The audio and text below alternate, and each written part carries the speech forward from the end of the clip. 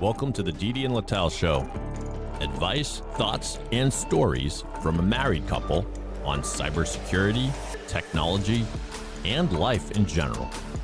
Now here are your hosts, Didi and Lital. Hello and welcome to the Didi and Lital Show. It's another week. Yes. It's not that cold, which is shocking. After it was very cold. It was very cold. Now it's raining. Now it's going to be cold again. That's winter time. It's winter in New England. And again, the Patriots have shown us that there was this guy, and he's gone. And now that he's gone, there's no more winning in the fourth quarter. Producer Dave, after about 20 years of Tom Brady, if Tom Brady gets the ball against the fucking Bills in the last 3 minutes, that's a win, right? Well, posed with that question, I have to answer in the affirmative. I was all ready to defend Drake May because I think he's very exciting. I think we got a lot of good years with him. But you're right. He had a chance at the end. Yes. Even after we gave up 5 straight touchdowns. Yes. He did have a chance to win it. Yes, and he choked. That's called choking. Wow. I'm glad you're not my coach. Look, there's His 2 sons suffer from his coaching. He's just driving in the car after a game. yes, because there's 2 options in life. You're either a winner or a loser. There's no. You're the other- first or you're last. Exactly. Yep. Exactly. There's no other things. Yep.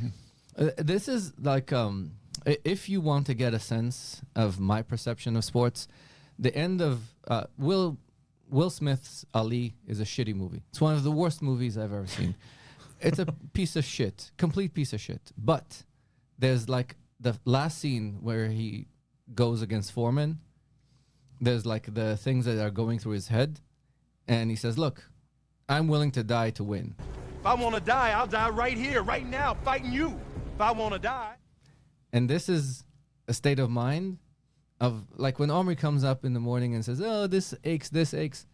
Buddy, I'm 50. The last time things didn't hurt was 40. That's life. That's life. Suck it up, buttercup. Yeah. Well, we have a great guest today. Ben, thanks for joining us. How are you doing? I'm doing great. Thank you for having me. Excellent. So, the fake stuff has to come in. Yes. We're faking it, producer Dave. I did want to, at one point to your Patriots, though, my only hope for the Giants season to salvage the pathetic season that they've had was they would have beaten the Patriots on Monday night. And the Patriots did manage to, or Drake May managed to not lose. So that was but that beating up on the sucky teams, it also watching when they played when they played the Giants, I was listening to the Manning cast because it's so fun to watch Peyton make fun of Eli. And because Eli takes it really seriously, the Giants suck. So, as he should, probably. As he should. Yes. So Didi, you invited Ben to the show. Yes. Yeah. Why don't you introduce him? So I let Ben introduce himself because he's a head of product. So in theory, they're supposed to be more communicative than engineering. So I let Ben introduce himself and a little bit of what causely does. Yep. I am emotionally invested in causely, so I'm happy to also give my take on why I'm very excited about it, but I'll let Ben kick us off. Sure, yeah. So I lead product at Causely. We're an early stage technology company. We focus on helping our customers make sure their software is reliable. So we tend to focus on customers that have large, complex, cloud-native applications, so lots of microservices and components. And then we, with our software, help them first find issues before they roll out to production. And then once they are in production, help them reduce the time it takes to resolve reliability issues. And my job is to essentially make sure we're building the right things, that customers are getting value out of it, and continue to grow and scale the company. How many customers do you already have? We're just under 10 right now. Okay, So kinda early stage. getting We've got- traction. Yeah, we have some Design paid- partners, I yes, assume. Yes. Well, yeah. I mean, paying customers, getting value. We've got a couple case studies where people are really, leveraging the software to its full intent. Yep. But I think we're still figuring out the exact sweet spot how to scale most effectively is top of mind for us. Sure. I'm sure in kind of your role, it's kind of like, is it going to be PLG motion you go, or is it going to be, top down? What's kind of like the different motions? I'm sure because some companies in your field went directly to the developer level, have them do it versus implementation. Do you have thoughts about it? Well, so it's funny. It's most of the companies. So the genesis of this company, it's the third startup of a guy named Shmuel Klieger, who has always looked towards a goal of having software take care of reliability. Okay. Yep. And I think all his companies have been very enterprise focused and sort of a top-down selling motion. And I think this time we've thought about PLG. Right now we're full on enterprise. This is where the problem is, and they care about reliability, I assume. Yeah, it tends to be. It scales up. Exactly. And it tends to be, we probably learned the hard way at Turbonomic that's really where the opportunity was. So that was a company ago with the second one of those startups where we try to go more at the bottom of the market, but the value was really at the high end. Yeah. I think here we've been focused on the high end and the more complex, larger environments where you really need the kind of that hand holding and white glove treatment and initial onboarding and working with the customers. What makes you unique? I'm sure it's a busy market. I'm starting with the heavy stuff, and then I'll let Didi kind of give us the pitch. It is one of the funnest challenges because it's an extremely busy market. There's Absolutely. more and more observability tools and companies. There's a whole emerging category of AI SREs that's coming out there. What makes Define SRE for those that are not in the jargon? It's a site reliability engineer. It's a term that was popularized by Google I think, about a decade ago or so. Yeah. Which I hate, by the way, and I'll explain why I hate. Okay. Because it creates the throwing over the fence mentality. Somebody else's job. It's somebody else's problem. Yeah. So like in Hebrew, we say Ashin Gimel, no. the God. Benon Yeshalem. So it means that basically somebody, I built this and it works on my machine. You're familiar with it works on my machine? Developers build code. They say, oh, well, it works on my machine. Fuck it. I'm throwing this to SRE. Shipping it. Ship it. And SRE will make it happen. And this is at least from my perspective, it's a flawed mentality. Dennis and I killed that mentality. If you go back to the Vikings episode, which I repopularized, we have ops rotation inside the teams, and the actual engineers, if they fuck up, they wake up. This is something that Dennis and I even wrote in the rules. You fuck up, you wake up. Your Friday is ruined, not somebody else's. Exactly. Yeah. And we've done this with GitHub, so it knows exactly whose code broke the deployment, and it's their problem to fix it. Okay. So, thanks for that. Great segue. Yes. Let's get back. So what makes us unique? I think I think it's fundamentally the approach to the problem that we've taken. So so rather than collecting a bunch of data and tuning metrics and alerts, we essentially have a model that understands cause and effect in the environment. So we model the environment. We understand potential failure patterns. So we call our causal reasoning engine. So that's kind of an approach. And that allows us in real time to understand when things are going pear-shaped. So if you've got increased latency or error rates or, God forbid, if something is actually down, what is the thing that's causing all those issues to manifest? And that's where it's very unique. Most other approaches we see will either collect a bunch of metrics and create better dashboards to make it easier for the SRE or even maybe the developer who gets up at 3 a.m. to figure out what went wrong. So rather than doing that, we're essentially letting the system figure out what is going on and pinpoint the exact root cause or issue. So you save the time for investigation, triaging what's going on, and just letting them act on it. There's a common problem known as blame storm. So a lot of times when you see a problem, it's not where the problem is. So, for example, if this is something that I took everybody's pants off in public in the previous three demos ago, and thanks to everybody on my team that fixed the shit that I demoed to them that is going wrong. It took 3 minutes to load a couple of the objects on our user page. And basically I said, people, nobody's writing another line of code into feature stuff. You're fixing this. This is humiliating. Fix it. And it is a complicated problem to solve because sometimes what you see in the UI is not related to the UI or time load. What you actually see is that there's specific queries in Snowflake that are failing at random intervals, and it's causing a retry, and that retry causes another component to take time to load, and that causes another component to take time to access, and that causes, so you see that where you see the problem is not actually where the source of the problem.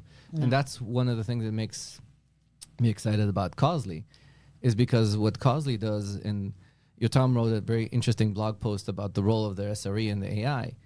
AI right now is a very non-deterministic engine, and it's meant for language. Language is not deterministic. If you look at the language, by the way, Ben speaks Hebrew a little bit better than Yotam. Hebrew is a very non-deterministic language. So you can say 3 sentences and they mean the exact same, and they mean 3 different things. The exact same sentence can mean 3 different things. Mm-hmm. And the AI inference engines that everybody's using, the LLMs, are all built to have that stochastic part of it. SRE is the other way around. SRE is supposed to reduce noise towards determinism. And that's why you need very different inferral engines. It's okay to take the logs, but sometimes when you take a lot of the logs, and you can see this in your business, you take all the logs and stick them into the AI, most of the time what you get is garbage. Yep. Because the system itself, it will talk about the obvious, not about the not obvious. And this is where a causal effect system is more important to understand. Here are the known problems, and can we track back to the tree of the known problems and the known root causes that may cause issues? Hopefully I explained that correctly. No, it's perfect. We should have you speak for us more often. I'm happy to. Just take him on the road. Yes. Yeah. So that sounds awesome name for the company, by the way. Says exactly what you do. Yes. Right? Yes. Love it. It's so hard to find good company names. Yeah, no, kudos for securing the domain. Yeah, I will take no credit for it. I joined about 9 months ago, and this was already established and well formed. Yep. So now that you start seeing traction, like what's the way to go? And I'm curious, like what are the big questions you have for the next stages of actually growing? Yeah, so there's one that we're very excited about, because we talked a lot about, when things go pear-shaped and problems are already, somebody's getting paged.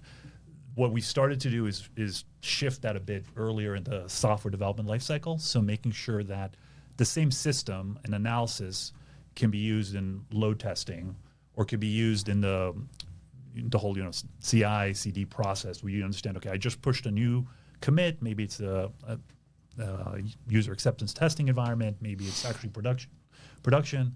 How do I see if that commit caused the system to get better or worse? And same idea in load testing. So essentially shifting the reliability further left and helping engineers not just fix problems faster, but also prevent them and build more reliable software to begin with. So that's one key thing. I think the other is just continuing the specificity of the causes and how to remediate them. So there's essentially getting more and more specific. And our goal is essentially to get it to the point where there's minimal human interaction required, right? So eventually, can the software fix itself? So that's is that a matter of like training, on specific use cases, getting, data from current customers, seeing what they see in real production? Yeah, so I think what starts with the causal model. So there's essentially like a level of detail that we can go into. So one example that's kind of top of mind because we're working on it right now, there's this whole world of asynchronous messaging, where so rather than continuously having two things talking to each other constantly, you're kind of this one thing puts a message somewhere and another service goes and picks it up. Now that's kind of a very simplistic view. Now within that, there's like multiple ways by which these queues can be created and how the messages get exchanged. So getting more specific in terms of the issues in there that can actually cause degradation, that's where we need to build a model and the knowledge base. Now that's all happening by working with customers. So essentially we're seeing, okay, there's alerts and issues that they are concerned with and we don't represent them properly in our model. Let's expand the model, and that will allow them not only to understand, okay, this specific alert storm that is a source of the alert storm, but hopefully have a quicker way to resolve it and fix the issue. Yep. Oh, and that's another thing that I'm excited about, because everybody needs to explain what their mode is. I think this is one of the things that when Causely will be awesome. Notice that I said not if, I said when. It's when they'll expand to hundreds of customers, it means that the problems that you see in Cisco, you can translate and say, you know what, next time another company sees the same problem, they don't need to experience this on their own. Yep. That learning, and that's a learning that is not necessarily dealing with the things that everybody's worried about sharing with IP, because it's not my IP, it's not training on my data. It's like basically saying, oh, here's a bunch of Datadog logs that are coming out of networking gear, out of AWS. It's the stuff that it's everybody's garbage. It's the behavior that you identify that will cause an issue. Exactly. Exactly. And if you're able to take a pattern from source one and say, when source two will ever see this, they'll say, look, this is the thing that caused the outage for basically everybody that's using this module in AWS, because you're basically using this wrong.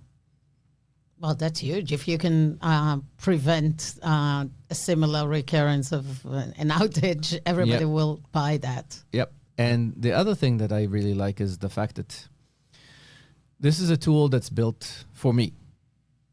As I'm a senior director of engineering at Cisco, as everybody knows, and I don't expect SRE to save my butt. I'm actually expecting to minimize the role of SRE. I need a dashboard to know that the people that deal with the deployments, the people that deal with these things, are actually providing me with a way to sleep at night. Because eventually, we had a very fun conversation once that you heard me and you said that HR is going to call me when we were talking to a group of people in the car. And I said, look, this is not a democracy. When this will fail, it's your Shayla's going to call me. Shayla's not going to call you. Shayla's going to talk to me of why this is down. She's not going to talk to the committee. This is my ass in the sling. Therefore, I'm making the decision. This is not up for debate. Mm-hmm. I need more data, more. It was for the context on why I said to HR will call you, because it was interesting. You had this call with your team, and you said, "Hey, as much as I love hearing all your opinions, opinions are like assholes." And everybody has at least one, and I'm the decision maker here. Yes. And you explained it. It's because if something breaks, you're the one that is on the hook. So because of that, you make the decision, and you have the experience to know what is gonna fail and what's gonna. Even if I don't, I need to be convinced beyond reasonable doubt. Beyond a shadow of a doubt, not even reasonable doubt, beyond a shadow of a doubt, that this is not gonna go pear-shaped, as Ben was talking about. I need to know that this is not a disaster. There's a big difference, like, between how you behave, and this is why I like. So are you saying a tool like Causely can help you get this visibility of, like, I know beyond a shade of doubt that this is fine. Yes. Like, go run it. Prove to me, then I don't need to, argue over it on the meeting. We just have the facts. Yes, exactly. Right now, as we speak, Nitzan and Edgar and a whole bunch of people from my team are basically building stuff like that.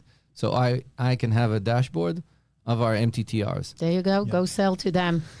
Selling Save to them the build. Selling to Cisco is a Will pain. take you a while. Selling to Cisco is a pain in the butt, and also our system is not complex enough, and also we are, unfortunately, I don't trust containers. Everybody loves containers. I think containers are a piece of shit.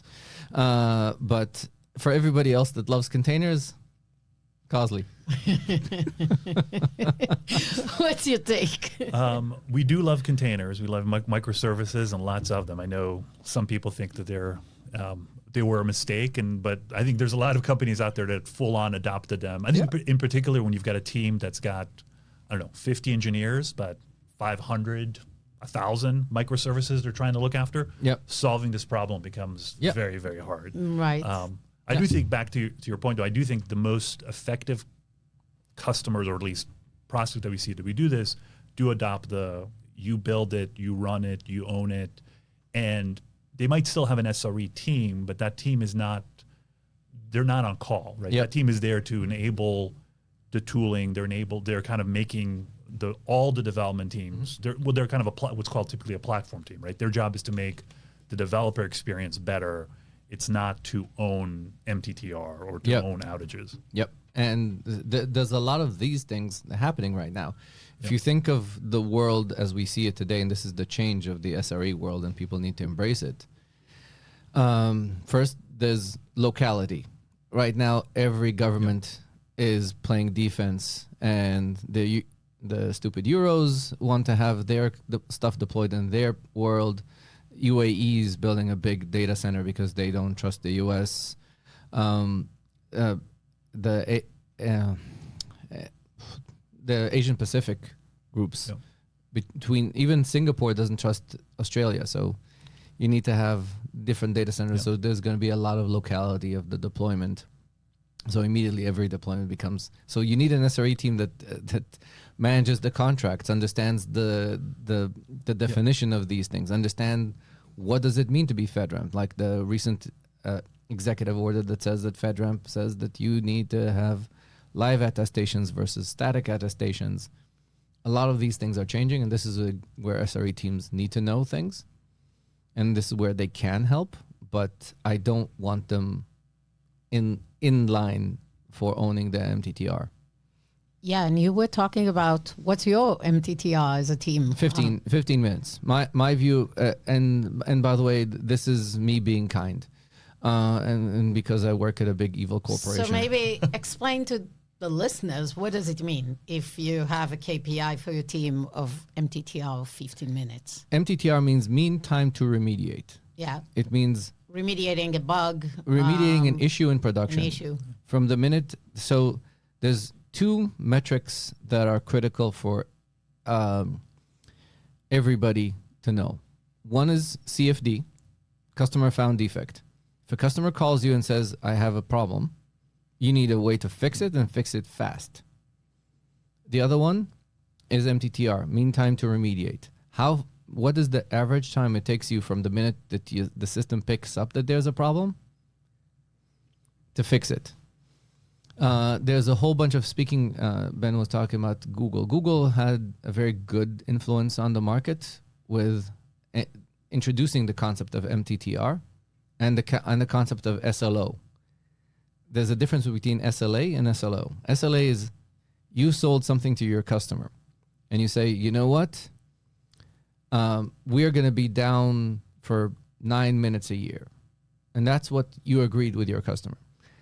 Internally, you get together and say, this is what we expect to have. Forget what we signed with the customers. And most of the SLOs are a lot more aggressive. Because, of course, because you have to be more aggressive. Otherwise, not necessarily. you may slip into your SLAs. No, not necessarily. Sometimes if my SLA contracts, if my customers are stupid enough to not have any teeth in the SLAs, like I'll give you the best example. What company has worse SLAs than SLOs? No idea. Every airline. It's cheaper for them to fuck you over than to hit their SLAs. Well, in the U.S., there are no regulations around it. No, there are. There are very strict regulations. They're supposed to pay you back after certain amount of time. Yeah, like a big delay. No, No, an hour's delay. Most of us just don't do anything about it. We need to call the company and say we demand kind of reparation. Mm-hmm. But this is the funny thing. It's on us to enforce the SLA, and nobody enforces the SLA. So their SLO is actually much lower than their SLA. A tech company usually wants to have their SLO better because they want happy customers, because the company... It's retention. Yeah. Exactly. Yeah. Yeah, the other thing to add, sometimes the SLOs are used as almost like internal contracts between teams when, I have this set of services and, you're expecting a certain latency or errors from your services.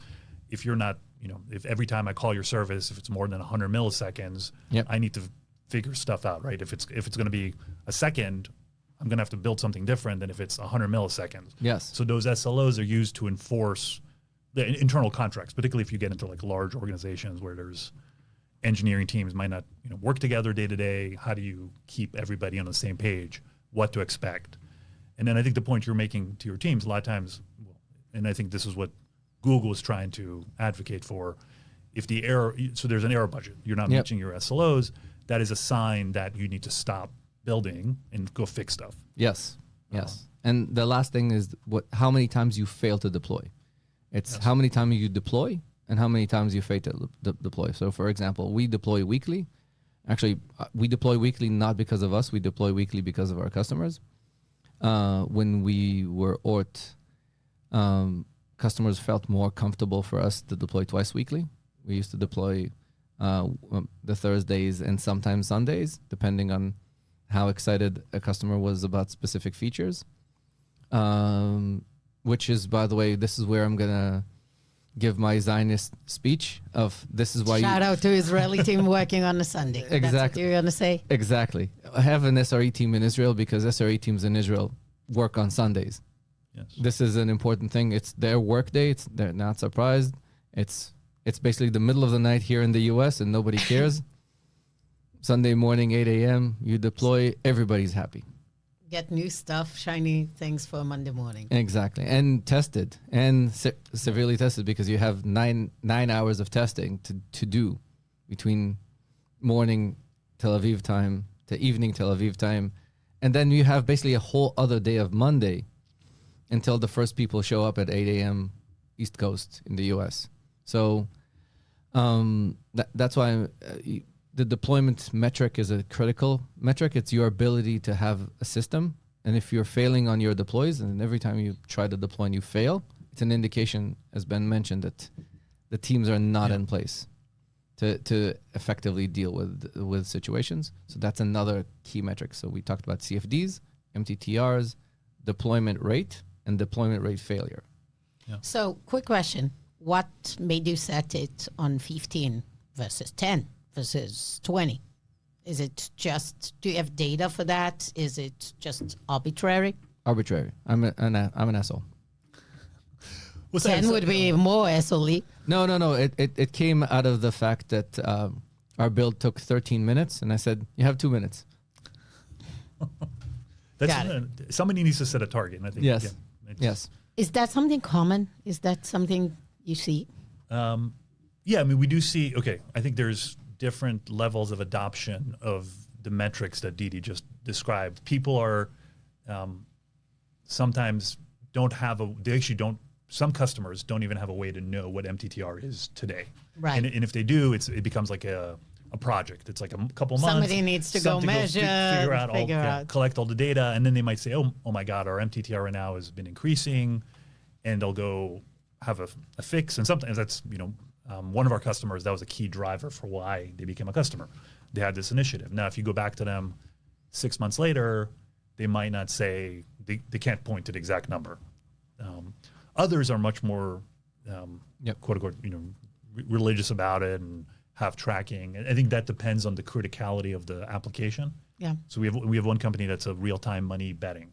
So for them, literally, it's critical. seconds, it's millions of they can pay too much or pay too little. So they are very strict about understanding this and tracking it and resolving it. Yeah, I'm sure everyone financial services really needs the accuracy. When there's real like I think when there's money on the line, there's more of the impetus to really sure. track and understand it. Yep. I think to your point around deployments, I think one is part. I'd like to get your perspective. There's a whole like reliability pressure. On the other hand, in your role, there's are we building new stuff, and Yep. and that's the balancing act, right? Because if you said, guys, we're not going to build anything new for the next year, I'm sure Yep. your MTTR would be amazing. Yep. But then you'd probably get fired. So actually, this is where people need to think about. This is actually a really good conversation I'm having with your brother all the time. Okay. When you're a startup, it's really there's correlation between features built to dollars coming in. Yeah. When It's because the gap that you have, you start from almost nothing, and Yes. there is such a big gap between where you are and the expectation of a customer that potentially replace something with you. So customers push you to build more. Yeah. So it's a must. because I have a very contrarian point to my team in Duo as a whole, that I think that if we build 0 features for the next year and focus on adoption, deployment, and usage, we're making more money than new features. But to my point about deployment velocity is also critical for fix capability. So I've seen this live with my old boss, Sean, in the firewall realm. He said, look, people don't need a million features in the firewall. They need it to work and to upgrade. And the definition of what a firewall does has been defined for the last... Neertuk defined that in 2007, basically. So we don't need tons of new features. There's always a war of feature A, feature B. Yep. But in reality, most people use about 5% of the feature set of a mature product. Yeah.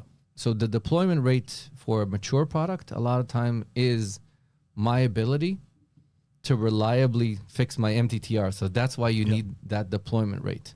At the end of the day, to build on that, that's the main reason a customer would switch from, in a mature market, from Duo to Okta or whatever, if they're unhappy with the ability to deploy, or if there are reliability issues, if the system is down, people having issues.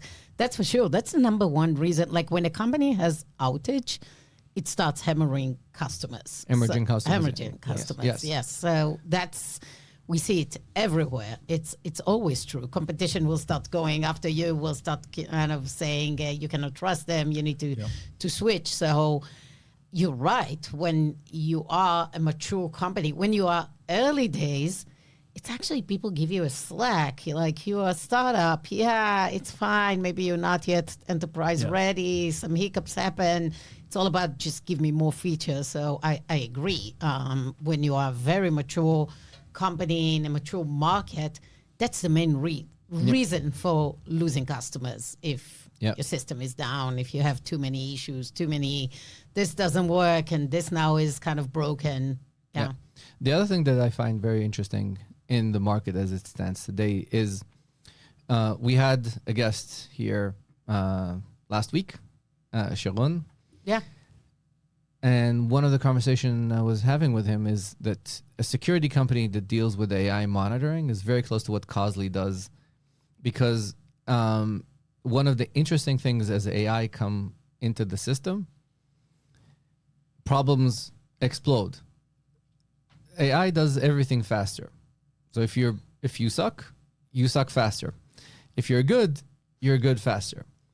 And what happens is a lot of times things that we in security thinks as our security problems are actually could be operational problems. So let's say Ben is a VP in a big company and he decides to vibe code his Salesforce analysis, because everybody now wants to vibe code their Salesforce analysis.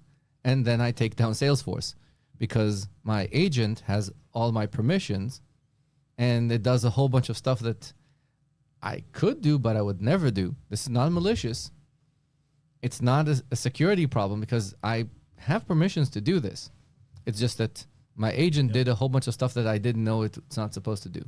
Now think of... You DDoSed your Salesforce, basically. I DDoSed my Salesforce. And it happens now a lot that developers DDoS, there's their Snowflake. We can see that Snowflake is very happy, by the way, with AI. Of course, consumption goes up. Consumption goes up. Exactly. Somebody's going to pay for that. Exactly. And AWS is as well. But actually, the AWS has put constraints in place to tell you, be aware that you're... Before you start running the agent? They tell you that something here looks wrong. They'll cut you off and tell you, look, we think somebody actually deployed something that's going to cost you a lot of money. Yeah, I do think it's the early days of kind of the Wild West of this vibe coding. It was we had a conversation with, or I guess one of the co-founders had a conversation with a former colleague who's at a major bank. We won't name which one it is, but he said essentially some of the developers have gone from, when you ask them, why did you write this code?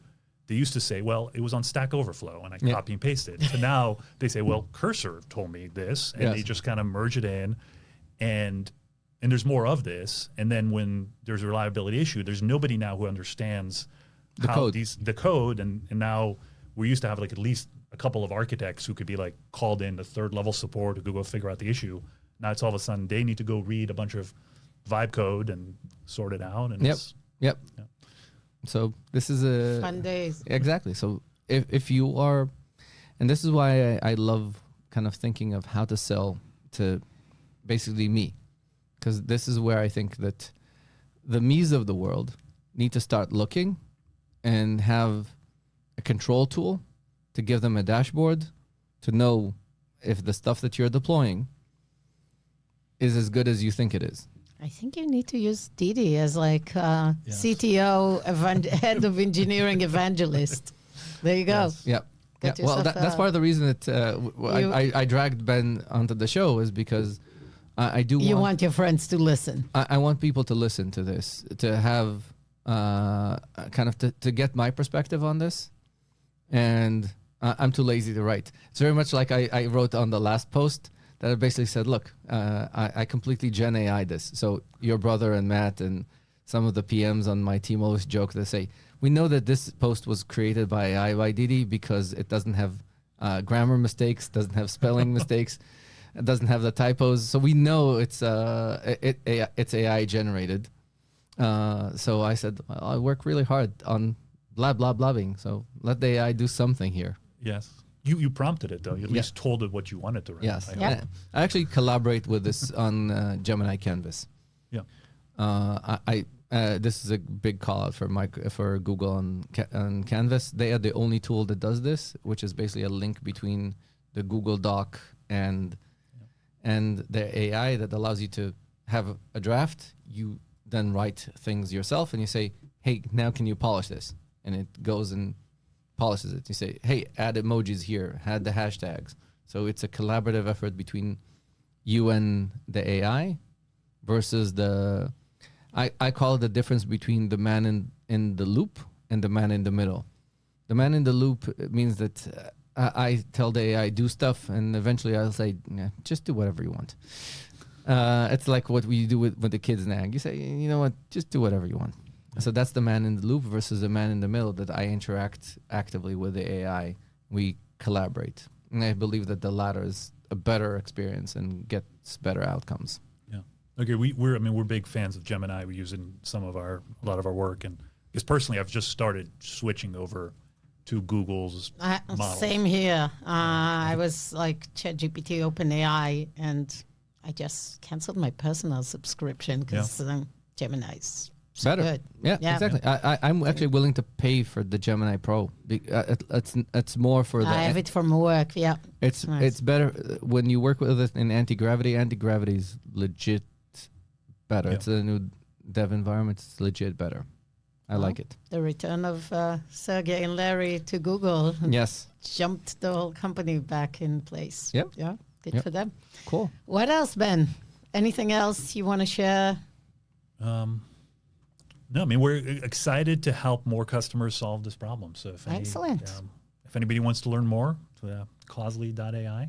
Excellent. And they can reach out to you directly on LinkedIn. We'll tag you when we post the episode. And we're so grateful for you coming in and sharing. This is Didi. You will need to send it to more companies. I will. Your friends working in more places. Cool. Awesome. Excellent. Well, the Didi and Lital show is a weekly podcast. Please rate and review us wherever you're getting your podcast and share with friends. If you want to be on the show, reach out to Didi or myself. Until next week, see you. Thanks, Ben. See you. Thanks, Ben. Thank you so much for having me. Bye, Didi.